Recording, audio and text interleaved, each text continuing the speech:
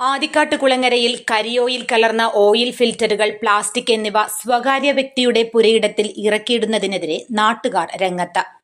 അമ്പോഴിച്ചിറ ഭാഗത്തുള്ള സ്വകാര്യ വ്യക്തിയുടെ കാട് കയറിക്കിടന്ന പുരയിടത്തിൽ നാലാമത്തെ ലോഡ് ഇറക്കുമ്പോഴാണ് നാട്ടുകാർ തടഞ്ഞത്. KSRTC ഗ്യാരേജിൽ നിന്ന് ലേലത്തിനെടുത്ത മാലിന്യം നിറഞ്ഞ ഓയിൽ ഫിൽറ്ററുകൾ കത്തിക്കുമ്പോഴും മഴ സമയങ്ങളിൽ വെള്ളത്തിലൂടെ ഒലിച്ചിറങ്ങുകയും പാരിസ്ഥിതിക പ്രശ്നങ്ങൾ ഉണ്ടാക്കുമെന്നും ചൂണ്ടിക്കാട്ടിയാണ് നാട്ടുകാർ തടഞ്ഞത്.